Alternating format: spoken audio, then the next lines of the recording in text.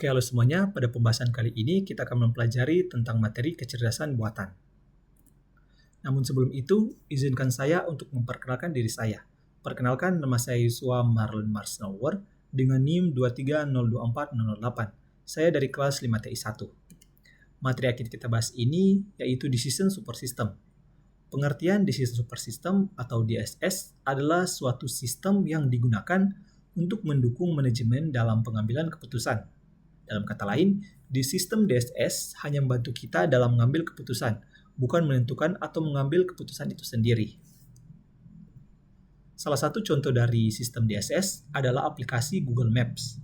Pada saat kita menentukan tujuan dalam aplikasi Google Maps, kita akan diberikan beberapa jalur yang dapat kita lalui, mulai dari jalur tercepat maupun jalur terlambat atau jalur dengan tingkat kemacetan yang paling rendah.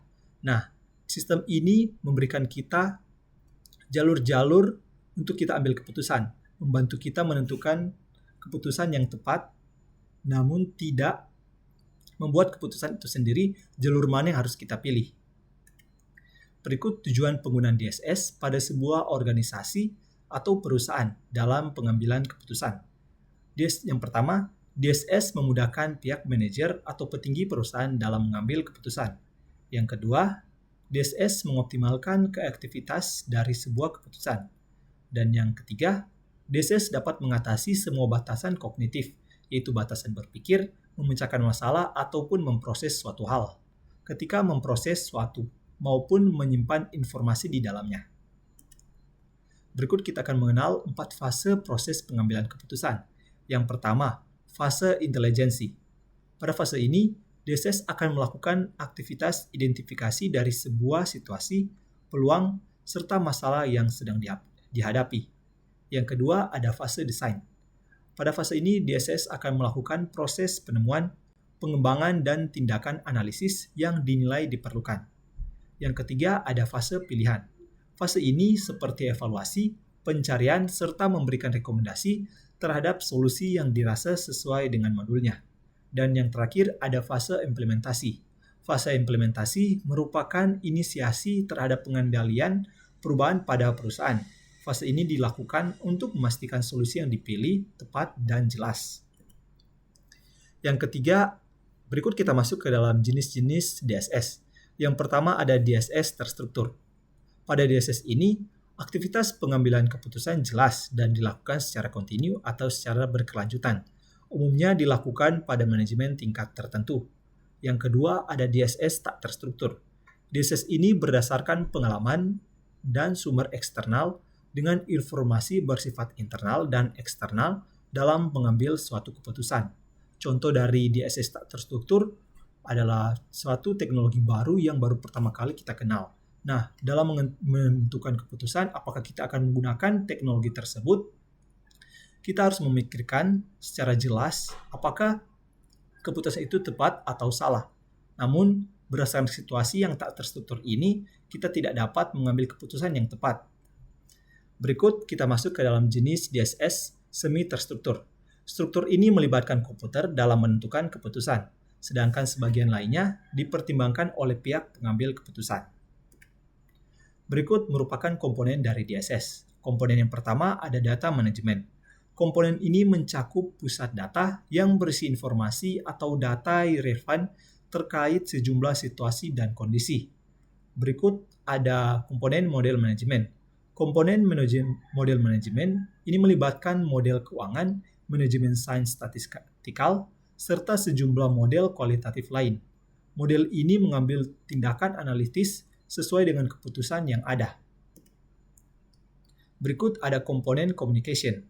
Melalui komponen ini, pengguna DSS dapat melakukan komunikasi serta memberikan perintah terhadap sistem komputernya.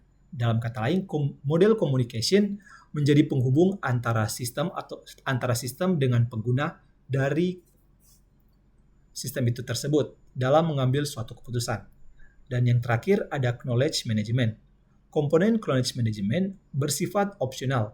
Alasannya karena fungsi subsistem ini lebih mendukung komponen lainnya seperti komponen communication, komponen data management, ataupun komponen model management. Namun perlu diketahui bahwa komponen ini mempunyai tugasnya sendiri.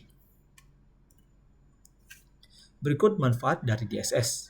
Manfaat yang pertama, meningkatkan kualitas keputusan. DSS membantu dalam mengumpulkan, mengolah, dan menganalisis data yang relevan, sehingga pengguna dapat membuat keputusan yang lebih tepat berdasarkan informasi yang lengkap dan akurat. Yang kedua, menghemat waktu. DSS menyediakan akses cepat ke data dan alat analisis. DSS mengurangi waktu yang diperlukan untuk mengumpulkan dan menganalisis informasi, sehingga mempercepat proses pengambilan keputusan. Yang ketiga, menyediakan analisis alternatif. DSS memungkinkan pengguna untuk menguji berbagai skenario dan alternatif solusi yang lain, sehingga mereka dapat mengevaluasi dampak dari berbagai opsi sebelum membuat keputusan final. Yang keempat, mengurangi risiko. Dengan memberikan data yang lebih akurat dan alat untuk menganalisis risiko, DSS membantu dalam mengurangi ketidakpastian dan risiko yang terkait dengan pengambilan keputusan. Yang kelima, meningkatkan efisiensi operasional. DSS dapat diintegrasikan dengan sistem lain dalam organisasi, seperti sistem ERP atau CRM, untuk meningkatkan efisiensi operasional dan memastikan bahwa keputusan yang diambil selaras dengan tujuan dan strategi organisasi. Yang keenam, mendukung keputusan kompleks. DSS dirancang untuk mendukung keputusan yang kompleks, yang melibatkan banyak variabel yang tidak pasti, dan memungkinkan sulit untuk ditangani tanpa alat bantu yang memadai. Yang ketujuh, fleksibilitas pengambilan keputusan. DSS menyediakan fleksibilitas dalam proses pengambilan keputusan karena memungkinkan pengguna untuk mengakses informasi kapan saja dan dari mana saja, serta mengadaptasi model atau parameter sesuai kebutuhan. Yang kedelapan, meningkatkan komunikasi dan kolaborasi. DSS dapat digunakan oleh beberapa pengguna sekaligus, yang memungkinkan komunikasi dan kolaborasi yang lebih baik antara tim atau departemen dalam organisasi saat membuat keputusan. Dan yang terakhir, memfasilitasi pembelajaran organisasi. Dengan menyimpan dan menganalisis data dari keputusan sebelumnya, DSS membantu organisasi untuk belajar dari pengalaman dan mengembangkan praktik terbaik untuk pengambilan keputusan di masa yang akan datang. Kesimpulannya, dengan menggunakan DSS dalam mengambil suatu keputusan, membantu kita membuat keputusan yang lebih berkualitas, lebih tepat, dengan memanfaatkan DSS itu sendiri melalui fase-fase seperti intelijensi, desain, dan juga implementasi. Kita dapat memanfaatkan DSS ini untuk meningkatkan resiko, menghemat waktu, dan lain sebagainya.